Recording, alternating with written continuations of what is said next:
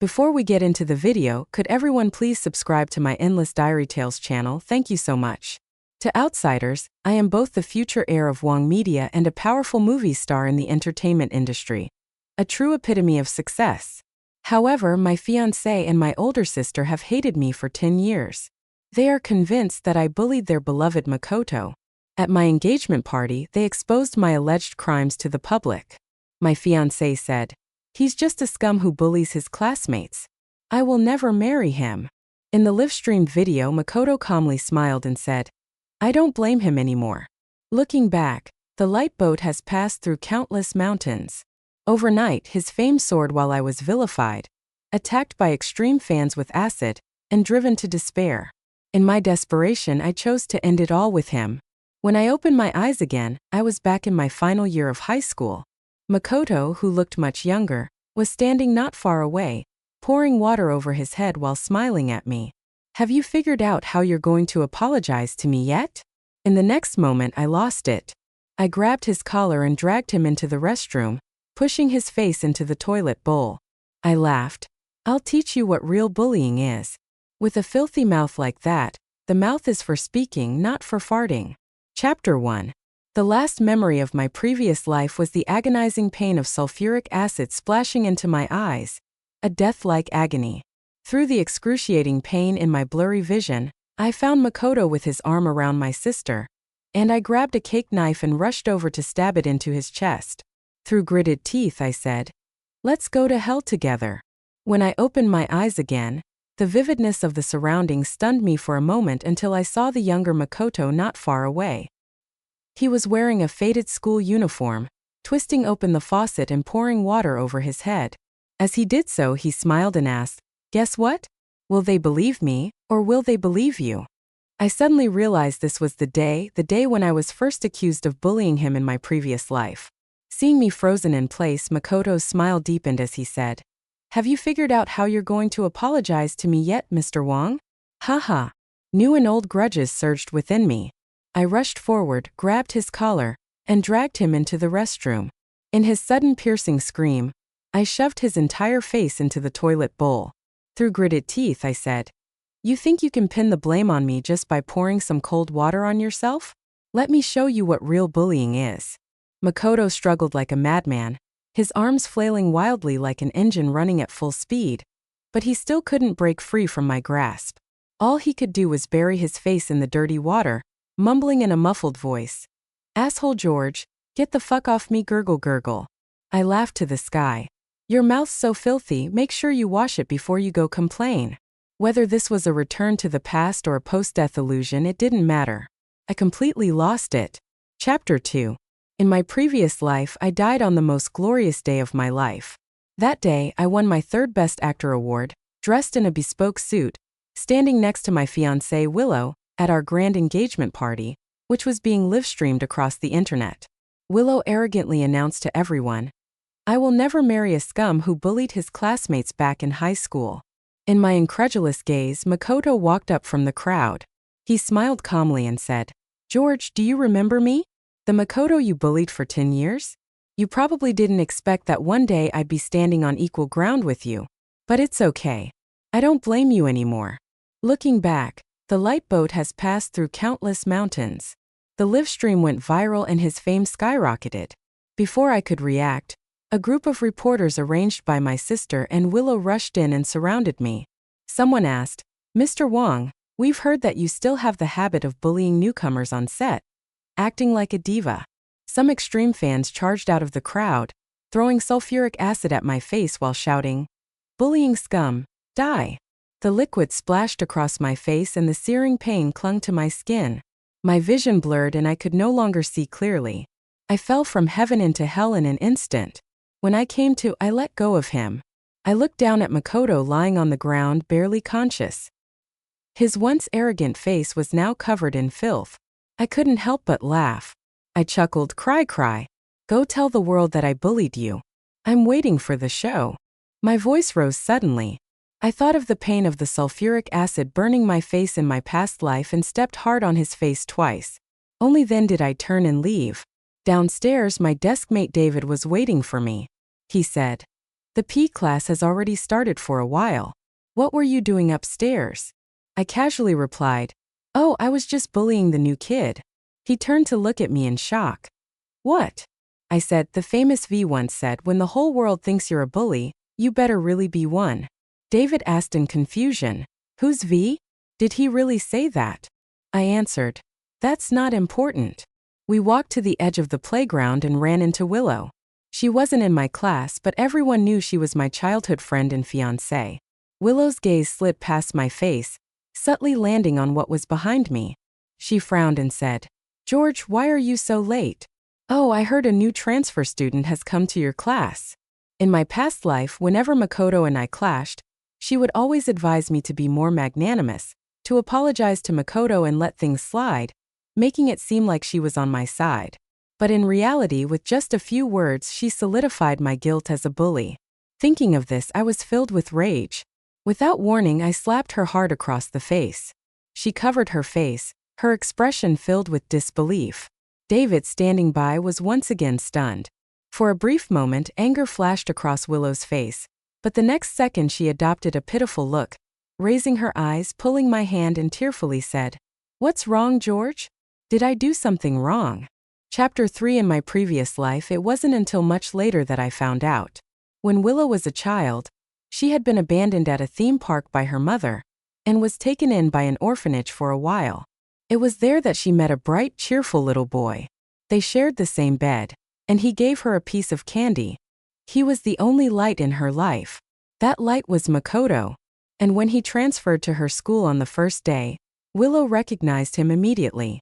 She had always believed every word Makoto said about me bullying him, hating me to the core. But because of her illegitimate status, she had to submit to me. She could only marry me for the Liu family to accept her as their daughter. Thinking of this, I said, "Let's break up." Her pupils suddenly shrank and she asked, "George, why? You have to give me a reason."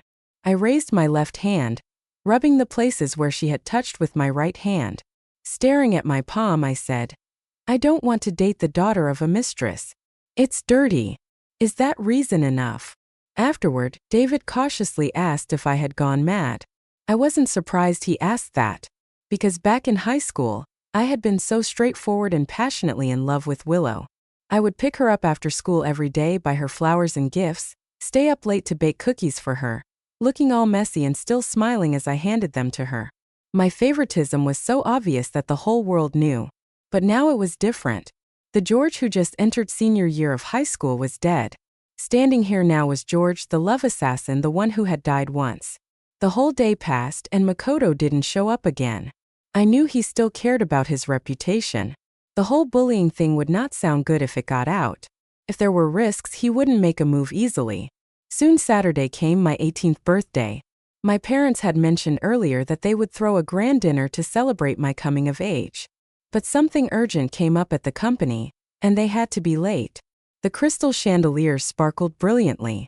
I wore a bespoke suit and walked into the living room with an air of indifference. From a distance, I saw my sister Sophia. She was dressed in a black corset evening gown, her face indifferent as she called out to me, "George, come here." I walked over, pretending not to see Willow, who was standing next to her with resentful eyes, or Makoto, who looked troubled. I smiled carelessly. "Hey sis, what's up? Got a present for me?" Sophia shot me a cold look for a moment, then said, "Bullying classmates, insulting friends? George, is this how the Wang family educates you?" Her voice was loud and clear, and in an instant all the guests turned their attention toward us. I frowned and said, "What are you talking about, sis? I don't get it."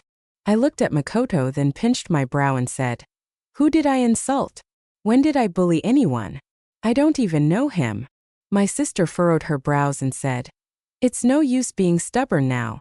When you do something wrong, you have to pay the price. Today, since mom and dad aren't here, I'll discipline you for them." Saying that, Sophia walked up to me, looked me in the eye and slowly said, "Kneel." Chapter 4. In the vast banquet hall, countless eyes were watching the drama unfold. People whispered, "What? Bullying classmates? George really did that? Ugh, he's probably just been so arrogant and used to it that he can't stand to see others doing well." Some others said, Luckily, his sister is holding him accountable. Honestly, the Wang family's son is a lost cause. The family would be much better off without him. Under Makoto's smug and provocative gaze, I stood tall. With a smile, I replied with biting sarcasm. What nonsense is my dear sister spouting? People who know us would think you're Sophia. But those who don't might think some ancient ghost has possessed you. In this lifetime I kneel to heaven, to the earth, and to my ancestors' tablets. I stretched my neck and looked her up and down for a moment, then grinned maliciously, saying, How about this? You go outside and jump off a building. I'll kneel right here and give you 3 kowtows as you leave. Sophia's face flushed bright red. Makoto, hands behind his back, feigned a concerned expression and said, Student Wang, I know you don't like me, but bullying me is one thing. How can you speak to your own sister like this? He sighed heavily, looking deeply pained. Willow, standing nearby, caught the look, and a glimmer of joy flickered in her eyes before she nodded sadly, softly saying, George, if you've done something wrong, just admit it and apologize. There's no need to act like this. I widened my eyes and, frustrated, responded, Sorry, I don't understand dog barks. Could you repeat that in a language humans speak? Shut up, Sophia bit her lip. George, you're shameless. Do you even know what manners, righteousness, integrity, and shame mean? Who taught you to speak like this with nothing but filthy words and no upbringing? I wasn't surprised by my sister's words. She had always acted superior, and the thing she enjoyed most was lecturing me. When we were younger, everyone used to joke about this being the bloodline suppression between siblings. She loved me deeply but was strict with me. But in this life I knew full well. She simply hated me. She believed that my parents favored sons over daughters, and that they only had me so she could have a brother to inherit the family business. Even though that wasn't the case, in her heart, she thought I had taken everything from her, and she wanted to prove that I was useless and that she was far superior. So no matter what I said, she would never believe me. Instead, she would stubbornly drive me deeper into shame with strong prejudice. I curled the corners of my lips into a sneer and coldly said, Who taught me? Well, since you asked, dear sister, our mother is too busy taking care of Dad to have time to teach me. So of course my shamelessness is all thanks to you. I paused, then lowered my voice to use her most hated words, deliberately provoking her. How are you ever going to get married with such a personality? In my previous life, I both feared and loved Sophia.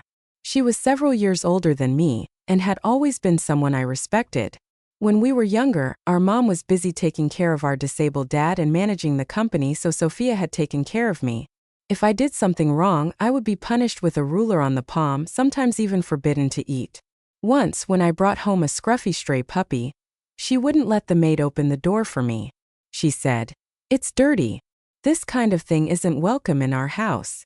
I had no choice but to sit outside on the steps holding the puppy the whole night. At that time I was still young and thought her harshness was just her personality, that she had a tough exterior but a soft heart. But it wasn't until Makoto came into the picture that I realized Sophia wasn't cold to everyone. She was sweet and gentle with Makoto. I had seen her give him hot milk, act coquettishly toward him, and even on rainy days, pick up a weak stray cat and ask him shyly, Shall we raise a cat together? When Makoto was drunk and said nonsense, she listened intently, her eyes full of affection. In my previous life, I had been trapped in a love-based illusion. I was confused about why Sophia hated me so much and why my fiancé always seemed to be siding with others. But in this life I finally woke up.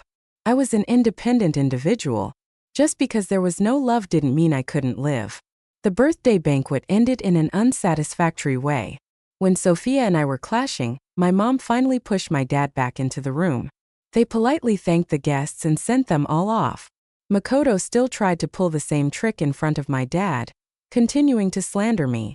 However, my dad gave him a cold smile and shut him down, saying, Sorry, this is a private family matter. Please leave now. Makoto froze for a moment, casting a helpless glance at my sister before turning to leave. Once only Sophia and I were left in the house, and after my mom had settled my dad in his room, she spoke. All right, now tell me what's going on. Before Sophia could say anything, I cut her off. A while ago, a new transfer student came to school. On his first day, he splashed water on himself and insisted that I did it, accusing me of bullying him. Later, I found out that this person is the poor student my sister has been sponsoring. His name is Makoto. Sophia, sitting on the sofa, suddenly looked up at me, shock evident in her eyes. Surprised, huh, sister? I had already discovered the secret connection between the two of you. I rubbed my forehead, my tone filled with disappointment. Honestly, it's no big deal. It's just a birthday party.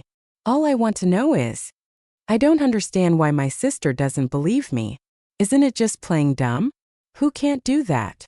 But just as I thought that, my mom spoke. All right, no matter who bullied whom, let's not talk about it anymore. If this gets out, it won't be good for either of you. Back at school, I began bullying Makoto openly. I poured ink into his drawer, laughed loudly while he struggled to read English with a thick accent. I tore apart his physics test paper, letting the pieces rain down on his head. I said, "Go on, keep reporting me." I laughed and added, "Isn't that what you're best at?" A shower of torn paper fluttered down from his head. He looked at me, his eyes flashing with deep hatred. But in the end, he could only apologize, his face full of humiliation. I'm sorry, George. If I did anything that upset you, I apologize now. I'll change, all right? I chuckled. Just you existing is enough to make me unhappy. I raised an eyebrow. How are you going to change? Should you just die now? He was speechless, unable to say a word. He could only continue begging for my forgiveness. It was the first time I realized how satisfying it felt to be the villain. Of course, he went and told the teacher. The teacher called me to the office. With a dazed look and a frown, I recounted what had happened at the birthday banquet. Finally, I took out a medical certificate from the hospital and said, "That day, because of his rumors, my sister humiliated me in front of so many people. I lie awake at night thinking about it. I'm tormented and can't sleep. My chest hurts, and even when I manage to sleep, I wake up startled from nightmares. I'm still seeing a psychologist and taking medication. The doctor says I have severe depression now." In the end, the teacher had to console me. Everyone could clearly see how much I despised Makoto. David, still confused, asked, "Why are you targeting him like this? Did he do something bad to you?" I turned to him and smiled. Can't it just be because I'm a bully who, with my family's money, looks down on a poor new student? He looked at me speechless. Give me a break. He shot me a glance and said, "If you were that kind of person, why didn't you bully me? My family is much poorer than his. On our first day as friends, you bought all my stationery for the next 3 years of high school. If you want me to believe you're bullying classmates, it's easier to believe I'm Jesus. I still get that much at least. Yes, this is something everyone understands. But my sister and my fiancé don't get it." I curled my lips into a smile, but there was no joy in my eyes. Chapter 6. A month later came the school's centennial celebration. In my past life, Makoto performed a piano solo at the celebration event. He was noticed by the special admissions officer present and granted the only special admission slot. As for me, I had been practicing the guitar for over 10 years and had prepared a song. But then Willow came to find me. In the campus bathed in the setting sun, she slipped into my arms and gently said, "Can you not go, George? I'll be jealous. I only want you to sing for me." Back then I was an idiot. I was so pleased with myself, thinking this was a sign that she liked me. So on the day of the performance I didn't go. Instead, I stayed in an empty classroom, singing her one love song after another. When the last note faded, distant cheers roared from the auditorium. Willow heard it and suddenly smiled. She was always gentle and reserved in front of me. Even her smiles were light and fleeting, like there was a fog between us. But this time I saw her emotions shift so clearly. I put down the guitar cluelessly, asking, "Are you happy?" She paused before saying, Yes, I'm happy." At the time I thought she was happy because I was singing just for her. It wasn't until much later that I realized she was happy because Makoto's performance had been a huge success. The only light in her life now had a brilliant future ahead of him. I submitted the program I had prepared long ago. But this time it wasn't a solo guitar performance. I pulled together everyone in the class who was interested in performing, and we put together a group performance. I paid for everything myself, hired the best instructors, bought the most expensive costumes, custom-made the best instruments and props, and even booked the most luxurious dance troupe. Compared to that, Makoto's piano solo seemed too simple. I don't know what he complained to Sophia about. That evening when I came home after school, she stopped me in the garden. "George." My sister looked at me with a blank expression. She said, "For the school celebration performance, withdraw your program." I smiled and asked, "Sophia, are you barking?" She snorted coldly and said, "Don't think I'm negotiating with you." A hint of icy mockery flickered in her eyes. She added, "If you insist on going, the consequences are on you." I stopped in my tracks, staring into her cold eyes, and said, "Sis, does your crush, who's been learning piano for over 10 years, not have the confidence to beat me if we're competing on the same stage? What a waste." Chapter 7. A few days before the school celebration performance, Willow found me. She said, "George, what happened last time was my fault, but you blocked all my contacts and wouldn't meet with me." "I don't know what happened, George. Do you have a misunderstanding about me, or have you fallen for someone else?" As she spoke the last few words, her voice even carried a hint of sharp pain. She spoke with grievance. "But you said yourself that you would always love me the most." A rush of anger mixed with sharp pain suddenly surged in my chest. In the past, I had genuinely liked her for so many years. She said she didn't want me to act as a couple with female actresses, so I gave up many golden opportunities from famous directors. She said Makoto came from a poor background, had been bullied in the orphanage, and told me not to hold his offenses against him. So I forgave his offenses again and again. I just wanted to exchange sincerity for sincerity. But what I got in return were years of slander and hatred from them. At this moment, I suddenly didn't want to bother with any facade anymore.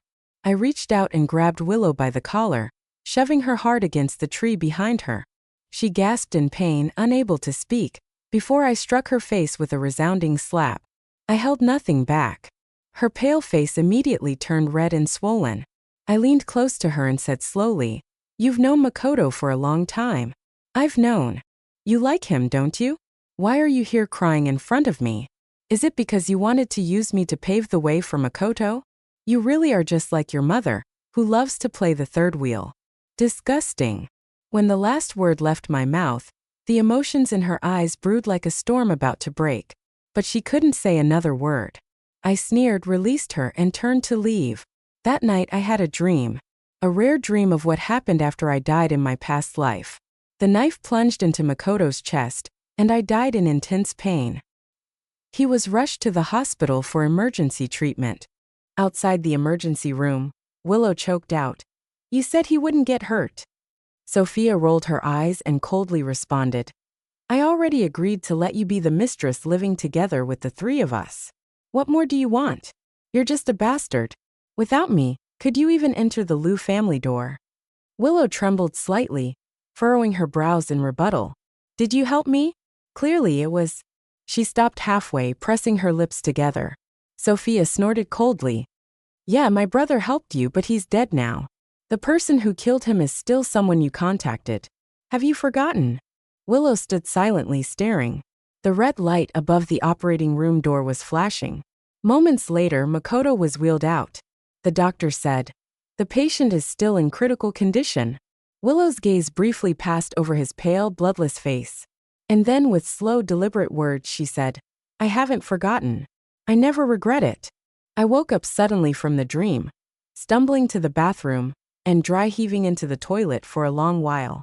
When I straightened up, I supported myself on the counter and stared at my reflection in the mirror. My bloodshot eyes were filled with hatred. "Never regret it." I murmured. "It's okay, this lifetime you'll regret it. Regret being born. Just wait and see." Chapter 8.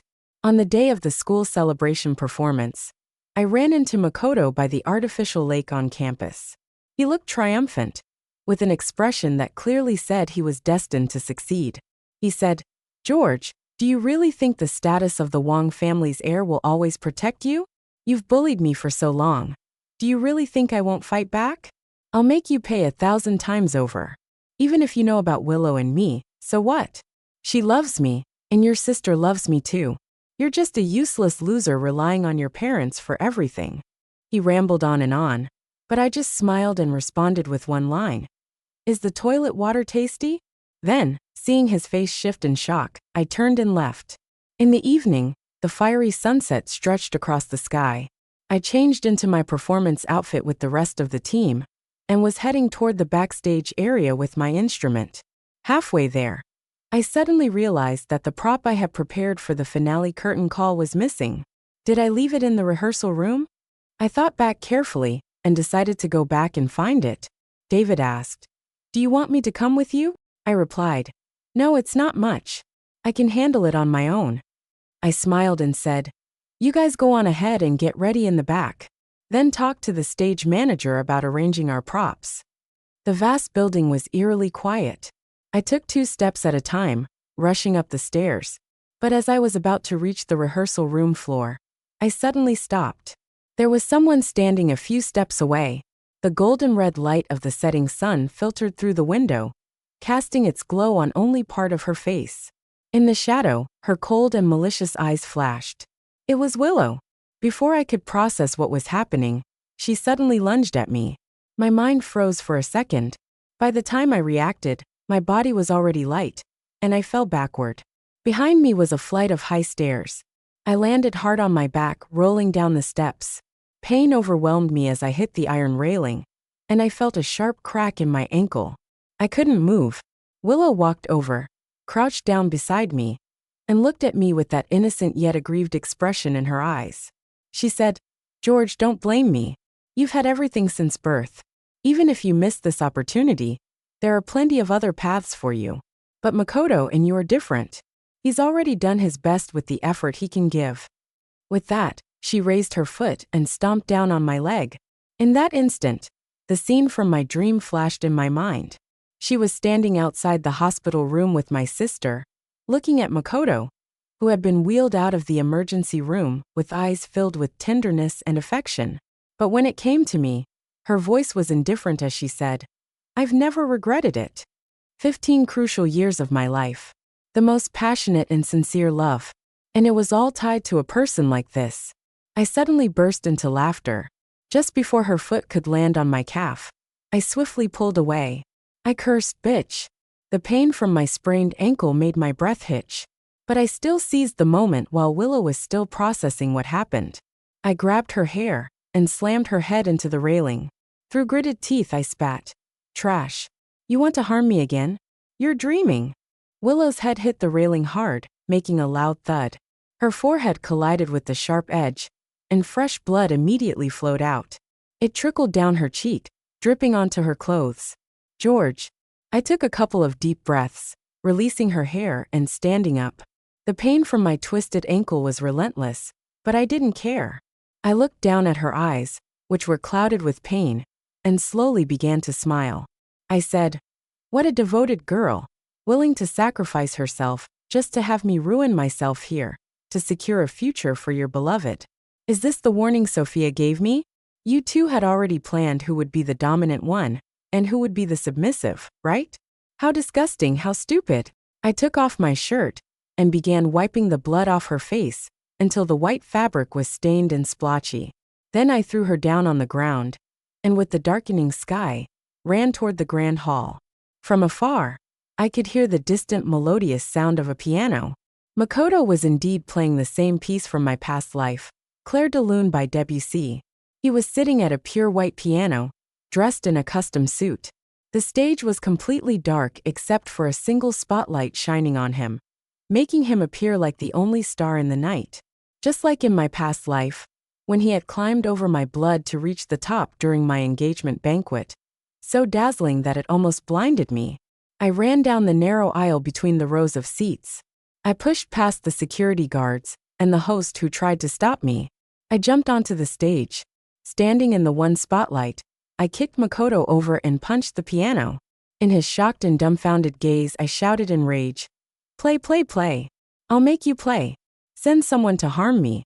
And you still dare to sit here playing piano, damn it." Chapter 9. Of course I knew. In the audience, there was a special admissions teacher. In my past life, after Makoto played Clair de Lune, he was contacted by the teacher at the end of the performance, offering him the only special admission spot. Makoto accepted. This was just the first step toward his brilliant future. Later, With Sophia's help, he was taken under the wing of a legendary music master, becoming his disciple. As for me, due to a film role, I was cast as a genius pianist with autism. Through my agent's arrangement, I went to study under that same master. But just as I had a brief encounter with Makoto, when I returned home that evening, Sophia was waiting for me at the door. She looked at me with disdain and asked, "George, when will you stop? Just because you can't compare to Makoto. You hate him, so much you even rip up the music sheets he gave the teacher. You're such a rotten person."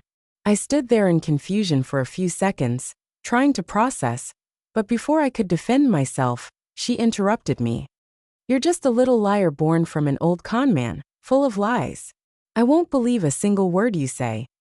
Amid the murmurs of the audience, I heard someone scream, "Blood! Look, he's covered in blood." My shirt was stained with a mix of blood and dust. My body was covered in grime, and my ankle was swollen and bruised. Every detail of my appearance confirmed the truth of my words. Makoto, still holding the piano bench, struggled to get up. The look in his eyes was filled with deep hatred and resentment. But eventually, he returned to his usual polite demeanor. He said, "Wang, I don't know what you're talking about. There must be some misunderstanding. But this is my performance, and out of respect for the audience, you shouldn't have barged in like this." Sophia angrily stood up from the audience, yelling at me, "George, are you crazy?" I ignored her, shoving Makoto aside and sitting down at the piano. I began playing Beethoven's Symphony No. 5. In my past life, I had practiced this piece for 3 solid months, learning it thoroughly to play it authentically in the film.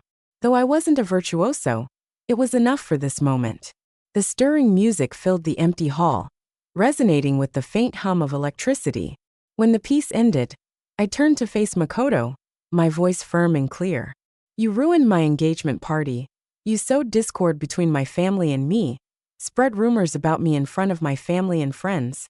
Those were small matters. I'll repay you in my own way. But when you had Willow push me down the stairs trying to break my leg just to keep me off this stage," I paused for a moment, watching his face go pale, then sneered. "Your piano is the one thing you take pride in, and yet you can't even compete with me in this. Did you lose all confidence?" The stage erupted in chaos. Eventually, the teacher in charge of the school celebration performance dragged Makoto and me off the stage. The host quickly came forward to regain control. Our group performance was up next. I passed by the other performers backstage. David rushed over and grabbed my hand, asking, "George, what happened to you? Are you injured? I should have gone with you." I smiled. "I'm fine." I patted his shoulder and reassured him. "Go on and perform. You've practiced so hard. Just give yourself a satisfying result." The first place in the school celebration performance would earn a 100,000 yuan prize. From the start, this performance wasn't for me. As I watched them walk onto the stage, I felt a weight lift from my shoulders. Then, as the intense pain and exhaustion surged through me, I closed my eyes. My consciousness slipped into darkness. I woke up in the hospital. That night, Sophia stormed into my room fuming. "Crazy George, you're insane." She had wanted to push her beloved Makoto into the spotlight to see him shine. But I understood her deeper intentions. Destroy a man, then raise another man in her attention. It was the ultimate proof of her superiority over men, wasn't it? But how could I give her such an opportunity again? I laughed. So what? He didn't even finish his piece. The plot to break my leg got exposed, and now he won't get into the school he wants. I suddenly remembered something. Oh right, your accomplice Willow is still lying on the floor of the complex building. If you get the chance, make sure to send her to the hospital. I grabbed the blanket and laughed, causing my sprained ankle to throb painfully, distorting my facial features. In the reflection of her pupils, I saw myself now. It was like madness. Or maybe from the day I died in my past life, I had already become a madman. Sophia instinctively took 2 steps back, but the terror in her eyes was fleeting. She quickly regained her usual cold, high and mighty demeanor. She said, "Does it matter, George? Even if Makoto fails, you still haven't succeeded. Not only that, your crazy, delusional appearance was fully captured on the cameras. This time, you can't just fake a diagnosis and get away with it. The school has already contacted our parents and is preparing to expel you. But the next second, ha ha ha. I laughed loudly. Expelled? Do you think I care about that? Sophia, don't forget I'm a Wong. Just like Willow said, if this path is closed, I still have many others to take. From the start, my only goal was to bring Makoto down. That's it. I thought to myself about the slanders he made against me in my past life. I would make them all come true. The path he walked in his past life, I would block one by one. Our debts aren't paid yet, Makoto. Chapter 10. Under the eyes of the public. I caused a scene at the school celebration, and even hit Willow and Makoto. The incident of me bullying Makoto at school also spread online, triggering considerable public controversy. The dispute between the rich and the poor, whether 10 years ago or 10 years later, always generates enough buzz.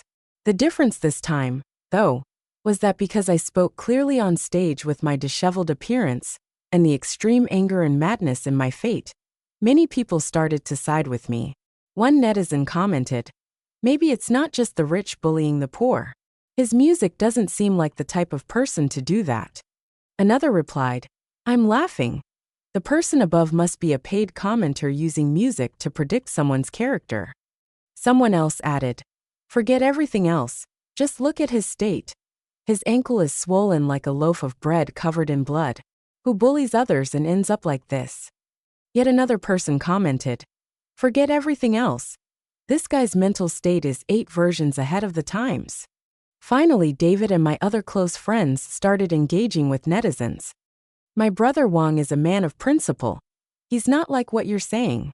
It was Makoto who provoked him first." The online debate escalated. During the days I stayed in the hospital, I had no idea what Sophia had told my mom. In any case, when I was discharged and returned home, she looked at me with a cold expression and said, "It's been a while since I've kept track of you, and you've become this lawless. Since your school won't let you continue studying, why not go abroad? Lay low for a few years and come back once things calm down." I wasn't surprised at her attitude. She was very biased toward Sophia. The reason seemed simple. I was born through a difficult delivery, which had already marked me with a sense of guilt. Back then, my sister had been easy to raise, never crying or causing trouble, which led my mother to believe raising a child was simple. She had suggested to my father to have a second child, so we could look after each other. This was her idea. But after I was born through a difficult labor, she insisted that my father had wanted a son to carry on the Wong family name. Otherwise, she wouldn't have suffered through childbirth. She said I was a debt to her, and that I owed my sister. So when the engagement party incident happened in my past life, my mom knew everything, but she never told me until I died. But honestly, I didn't care. I tugged at the corner of my lips and said, "All right, sounds good." I was thinking of going abroad to study finance, majoring in business. Both of them froze for a moment. When my mother looked at me again, there was a layer of deeper meaning in her gaze. Chapter 11.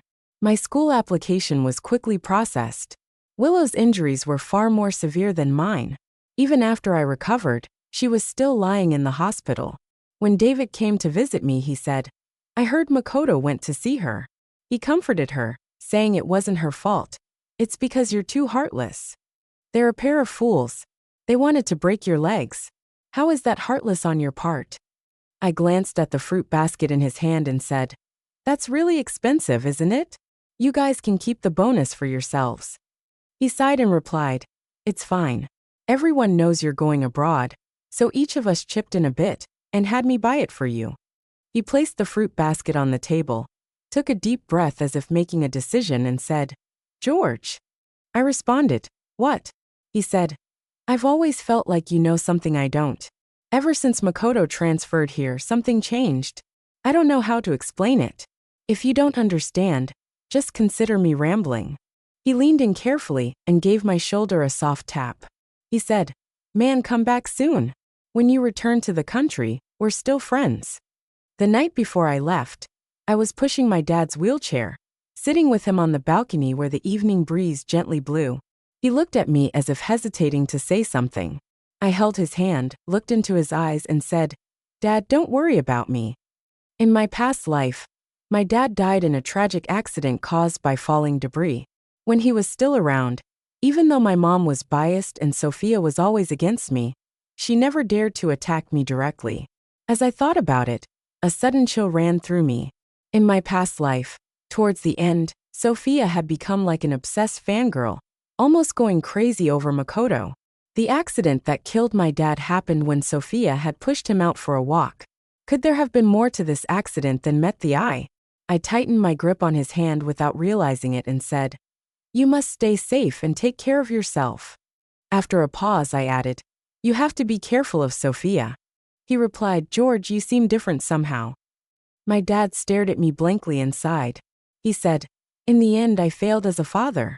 If I hadn't had that car accident and handed the company over to your mother, you wouldn't have to be going down this path." Then he sighed again, gritted his teeth, and scolded me. "If I weren't so limited, I'd stop you from getting involved with that Liu family's illegitimate daughter. What did I tell you back then? I said she had ulterior motives. I told you to look at her carefully. But you insisted on arguing with me. You said she was a good person and called me old and senile. Look at you now. After all your flattery, you have nothing left. For your birthday, I had your mother transfer some shares to you. And you embarrassed me by saying you weren't interested in managing the company. You said your sister should take over. You made me so angry. I hoped you would be smarter and more decisive. But if this is the painful price you had to pay to learn, I'd rather you stay foolish forever." Sigh. I was really foolish in my past life, always assuming the best of others. That's why I let Makoto deceive me countless times, and never truly took action against him. In the end, I died at my own engagement party. I rubbed my eyes and chuckled lightly. "Don't worry, Dad. This cruel world of the strong eating the weak, only fools get eaten." I thought to myself, it's a shame I only understood this lesson after dying once. Chapter 12. The year I went abroad, I was 18. Everything around me and everything I encountered was completely unfamiliar. But I didn't feel scared at all, because I knew too much about what was going to happen. Though the details were unclear, the key turning points were enough for me to do a lot. The most important one, though, was 2 years later. In my past life, when I turned 20, Sophia had partnered with a man named Kevin in San Francisco. He controlled the most advanced core technology. Over the next 5 years, Kevin helped Sophia take full control of the Wang family business step by step. I invested the money my father gave me into the stock market, using a bit of my past life's remaining memories to multiply my initial funds several times over. Meanwhile, at school, I spent double the time on courses while also using that money to invest in several companies that, in my past life, eventually made it to the Fortune 500 list. At that point, most of them were still in their infancy. During this period, David contacted me many times. Every week without fail, he'd call to tell me how much the brothers missed me since I left. He also mentioned how much better life had been with the bonus they received. He said, "Recently, C University held an independent admissions interview. Makoto applied, but he got rejected. It was hilarious. The teacher in charge of the interview was actually at our school's anniversary performance. She said Makoto's rendition of Moonlight Sonata was so muddled it didn't even come close to your fate. Ha ha ha, the look on Makoto's face when he came out. It was priceless. And I got the results from the college entrance exams, first in the school, third in the city. When I received that message, I was in the middle of preparing for my double-degree final exams, completely overwhelmed. But I couldn't help but smile sincerely. I replied, "Congratulations." He responded, "George, I'm still waiting for you to come back so we can be brothers again." My dad also often called to update me on Sophia's recent activities, asking how I was doing abroad and if I had enough money. Then, when I'd mention my current situation, he'd sigh in relief but also with a bit of helplessness. He said, "Remember to balance work and rest. Don't push yourself too hard." He added, "If you need any help, don't hesitate to ask. Don't feel embarrassed." So I told him Kevin's name and some other details I remembered, and asked him to help me investigate the person. I said, "Make sure to keep this from Sophia." I arrived in San Francisco a month earlier than Sophia. Outside the school, as I was about to ask someone for directions, I suddenly saw a familiar face on the lawn not far away. It was Kevin, looking several years younger. He was standing in front of a tall, thin girl with short hair and glasses who was staring at him coldly. The girl said, "That's my research. Who gave you the right to take it and negotiate a business deal without my permission?" Kevin smiled awkwardly and said, "What do you mean yours and mine? Didn't we both work on it together?" The girl replied, "The idea was mine, the experiments were done by me, and you just helped out for a while recording some data. How can you think you have the right to handle my work?" The girl wasn't backing down. Upon hearing her words, Kevin's expression darkened. He said, "Anna, don't go too far. We're about to graduate. Aren't I thinking about our future? What's the point of holding on to it yourself? Shouldn't we find a reliable company to collaborate and develop it to maximize the benefits?" Anna responded, "I'll say this one last time. It's my research." The girl named Anna stared at him coldly.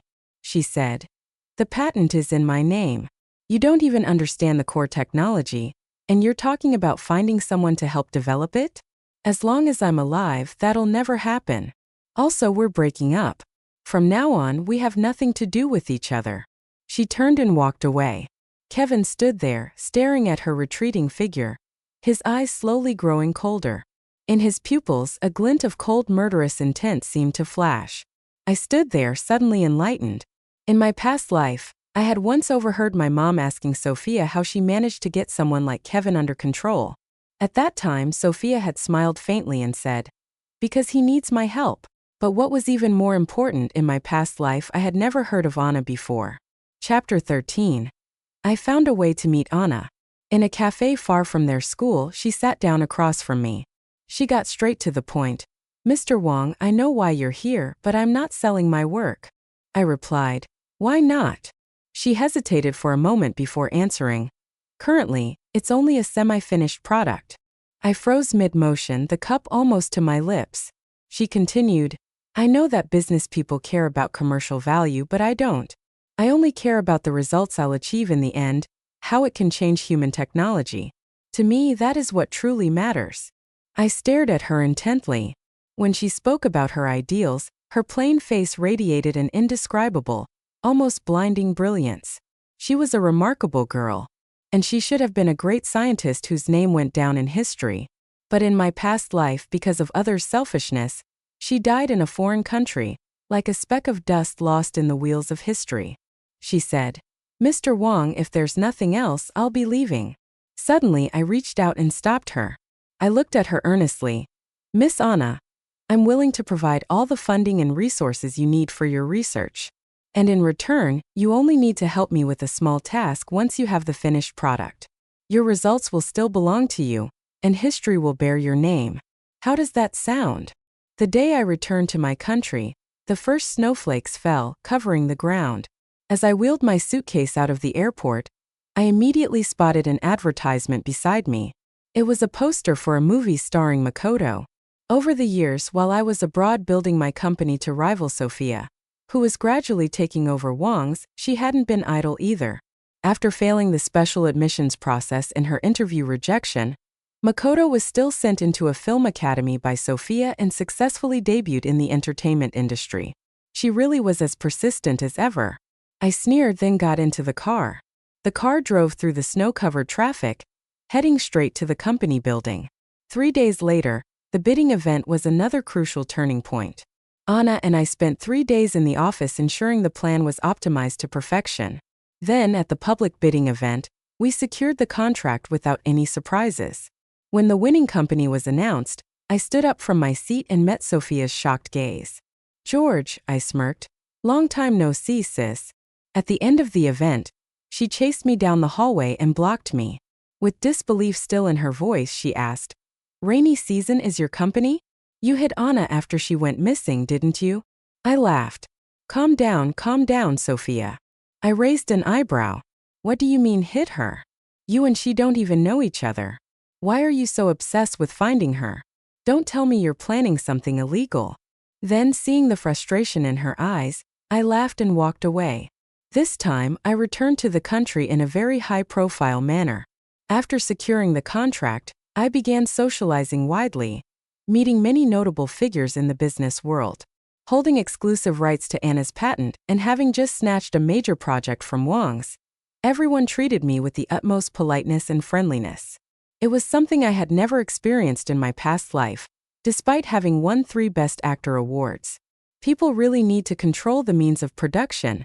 I raised my glass, reflecting. David, sitting beside me, turned and gave me a once-over. I feel like you went abroad for 4 years but came back looking like you've aged 10 years. I replied, that's normal, right? After all, when you're 18 you can act reckless because you're young. Now that I've graduated from college, before I show my fangs, I need to at least look respectable. With that, I raised my paddle and called, 2 million. Makoto suddenly turned around. Willow, sitting next to him, also looked at me. The moment our gazes met, she seemed momentarily lost. I noticed a faint scar on her forehead. I found it particularly intriguing. Makoto called out, 2,600,000. Coming back to his senses, he quickly raised his paddle and began bidding against me. Clearly, this diamond-studded bracelet was something he intended to buy for Willow. Unlike my sister, the strong woman, it seemed Makoto preferred the delicate and petite Willow. I kept bidding, watching as he spent 6 million on that bracelet. I chuckled. Such deep feelings. Willow, holding the bracelet, looked at me silently. After a long pause, she softly called out, George Gidge. I hurriedly stopped her from calling me that. Stop calling me that. I'm going to throw up. I exaggeratedly stepped back, giving her a once-over. After a moment I scoffed and said, You're more capable than your little mistress, Mom. At least you succeeded in rising to the top. I wonder how you and my sister arrange your schedules. In a week you do Monday, Wednesday, and Friday, and she does Tuesday, Thursday, and Saturday. How about Sunday together? I didn't even try to hide the volume of my voice. Sure enough, as soon as the auction ended, business friends came to ask me what was going on. I acted embarrassed and said, My sister and that Liu family's illegitimate daughter both like the same little actor. Who doesn't have a love-struck brain in their family? They're doing it for true love. How moving. I can accept anything. Not only did I gossip about the 3 of them, I also brought funding into the film industry and helped promote new talent. I stole several key roles from Makoto's past life. Sophia couldn't stand it and immediately retaliated against me. And just as I had been waiting for. Without her making a move, how could she expose her flaws? Chapter 14. My name suddenly trended online alongside my company. Rainy season founder George and school bullying. George spread malicious rumors about his elder sister. Makoto bullied. The video of me smashing Makoto's piano during the school celebration performance was re-uploaded. But this time they cut off the part where I played the Destiny piece afterward. What's more, they contacted my high school classmates to prove that I indeed bullied Makoto back in the day. In the video, a female classmate said, Yes, George didn't like Makoto at all. He tore up his homework, poured ink into his drawer, and led all the boys in the class to isolate him. But because he's a rich second generation with money and power, Makoto couldn't do anything about it. He had to endure all the humiliation. Later, the matter blew up and the school expelled him. Then he went abroad to study and gain some prestige. Now he's transformed into the founder of Rainy Season. The company's stock price plummeted for several days. Several partners called me politely, asking what was going on. I knew that if I didn't provide a satisfactory answer, the partnerships would be terminated. I said, Please wait a moment. I twirled the pen in my hand, smiling as I stalled. We're all businessmen here, and we know that without a 10-to-1 guarantee, one shouldn't make a move easily. Fortunately, Makoto wasn't as calm as I expected. He hated me even more than in the past life, and seeing my public reputation take a hit, he took the opportunity to jump in. During a live broadcast, he mentioned the incident. I remember back then when the teacher asked me to read the text aloud. Since I went to a village school, one teacher taught many subjects, and they only taught basic English. It's a bit embarrassing, but when he laughed, that was the first time I realized my pronunciation was off. At that school celebration, I also practiced a lot. I had been learning piano for so many years. His tone sounded calm, but at the end, his eyes reddened slightly. The comments section, whether from curious onlookers or Sophia's hired trolls, was flooded with, Brother, you're not embarrassing at all. You're already amazing. It's his shamelessness. He should reflect on himself before mocking hardworking people. Some others commented, wait, did anyone else notice that he said he went to a village school where they didn't even teach English but also studied piano for over 10 years? Doesn't that contradict itself? I couldn't help but laugh out loud when I saw the last comment. But it flashed by quickly, soon buried in a sea of text. The live stream that day broke 5 million viewers. The next day my mother called me back, extremely angry, demanding that I disband the company and merge Rainy Season into the Wong Group.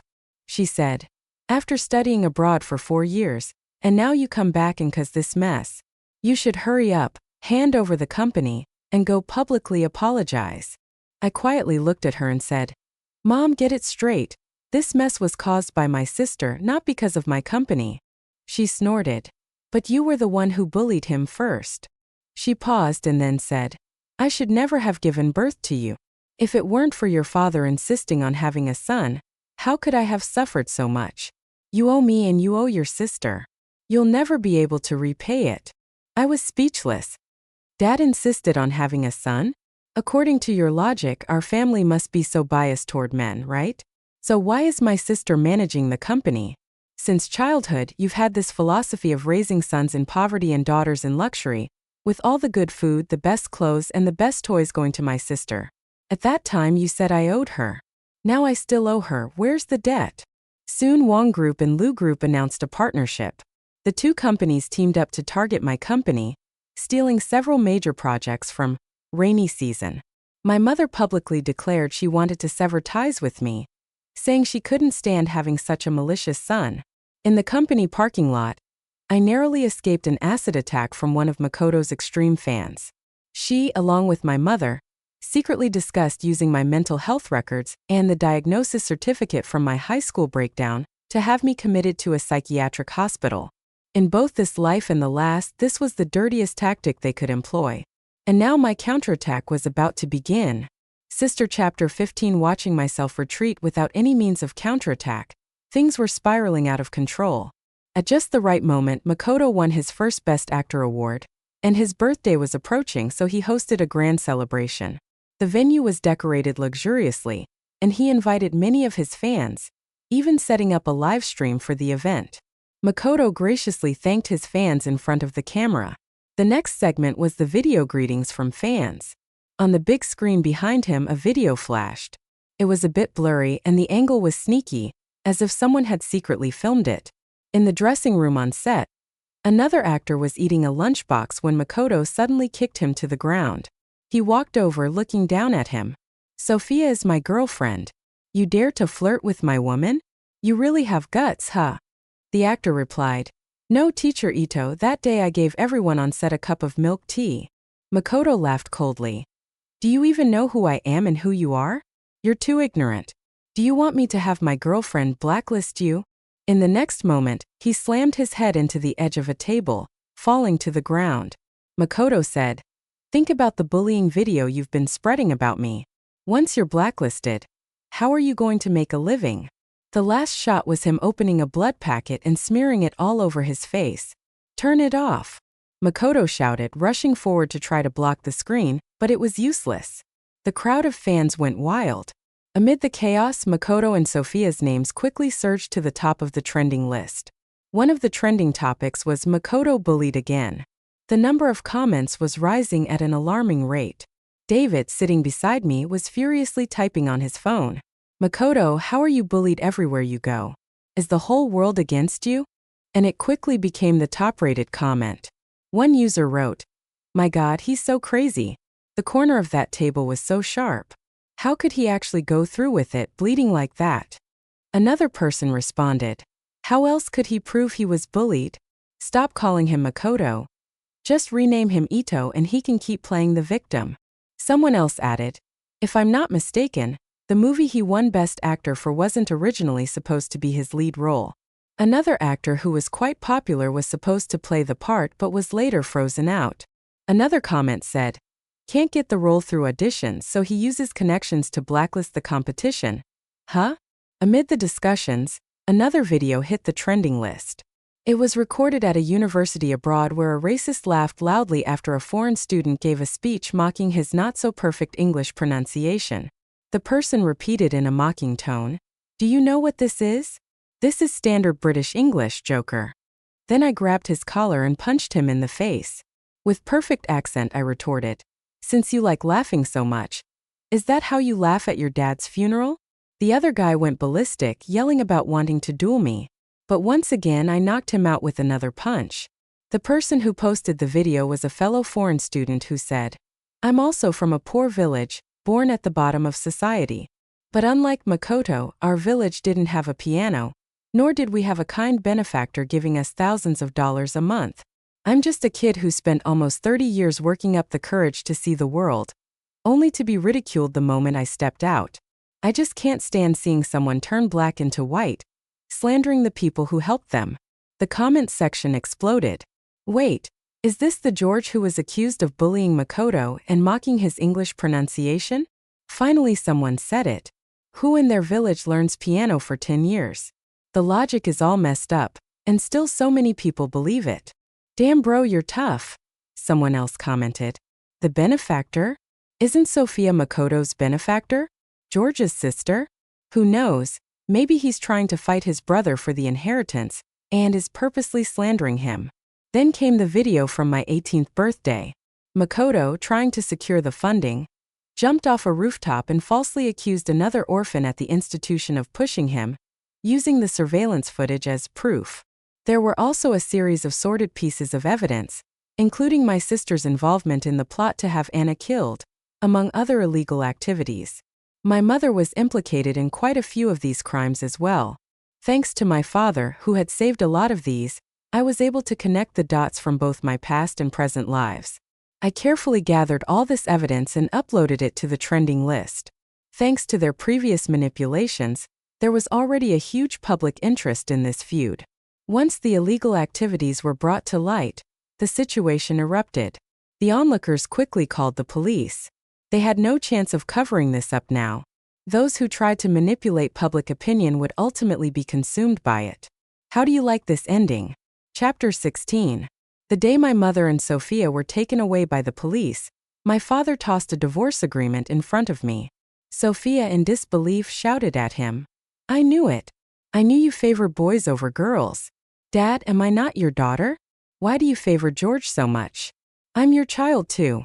My father sighed and replied, Your mother favors you, so I favor your brother. This world is always fair, isn't it? Meanwhile, the projects that Wang and Lu companies had stolen from me were gradually falling apart. Their charges grew to include economic crimes. I took over the Weekend Wang group, merging it into rainy season. Then I went to meet Angelica, who had returned to the Lu family. She was Willow's half-sister. Her parents were in a business marriage. She said, When I was young, I hated that woman. I thought she destroyed my family. But later I realized if my dad hadn't cheated, Willow wouldn't even exist. She picked up her coffee cup and continued. To die at the hands of her own daughter. That's her retribution. I had contacted her a year ago to form a partnership. I promised to help her expel Willow from the Lu family. In exchange, she agreed to help me with many domestic resources. This public opinion battle, for example, was largely her doing. She asked. But I'm curious, how did you guess that her mother's suicide was connected to her? I smiled and remained silent, because in my past life that was exactly how she treated me. Before the verdict was announced, I made a special trip to the prison to visit some old acquaintances. The first one I saw was my sister. She stared at me, glaring. I chuckled. Don't look at me like that, big sis. I know what you want to ask. Being kicked out like a stray dog, I've already been through that once. You don't think I spent all these years partying abroad, living a life of indulgence, do you? The toughest period for me, I barely had time to sleep. Between classes and the company's operations, I had to hustle to make connections. I spent my time tracing the evidence of the 3 criminals from the clues left in my past life. Their methods were so practiced they left no room for error. I was sure it wasn't their first time. Evil people couldn't just be evil in front of me. In the shadows, they had brought forth even more darkness. I was right. I said, Sophia, Mom always says I owe you, that I shouldn't have been born, that I'm the result of the patriarchal mindset. And you believe that too. But I know very well it's just a justification for your own selfishness. You never saw me as your brother, so you thought nothing of using any means to take everything you wanted. The sad part is I never intended to inherit the family business. If it weren't for your meddling, all of this would have been yours. So remember this, you're not fighting me and you're not fighting some outdated patriarchal thoughts. You're just fighting for the sake of fighting. And that's why you'll lose to your own obsession. The second person I went to see was Makoto. He looked disheveled with hollow eyes. Through the glass, his gaze was filled with hatred as if he wanted to devour me. He couldn't pretend to be polite anymore. He bared his teeth and asked, "If you had evidence all along, why didn't you use it sooner?" He said, "Is playing dumb to outsmart the tough guy fun?" I replied, "Of course it is. Otherwise, how else could you have played the role for so long?" I stood up and said, "Of course it's more interesting when you think you've won. I could have revealed all the evidence earlier, but that wouldn't have been enough. I wanted him to believe he had won, that he had everything. Then on the eve of the new dawn I would watch everything go up in smoke. That's what I experienced in my past life. This time it's your turn." Chapter 17. The last person I went to see was Willow. Honestly, I hadn't planned on seeing her. Makoto and I had always been enemies, and Sophia was tied to me by blood. As for Willow, after my love for her disappeared without a trace, we had no more connection. But the police told me that Willow wanted to see me. So through the glass I sat face to face with her. She silently stared at me for a long time, until I grew impatient and stood up to ask, "What do you want from me?"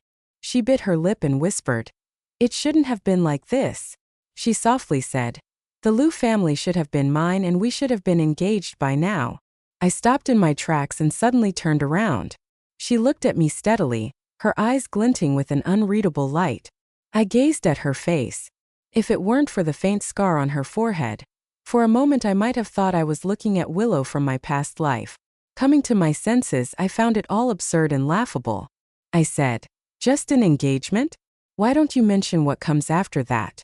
You used me to be recognized by the Liu family, then teamed up with Sophia to kill me." She trembled as she spoke. "But a long time later I regretted it," she continued. "But you'll never know. I really wish you could know." It was absurd. It was laughable. I said, "Yes, I'm dead. Of course I don't know."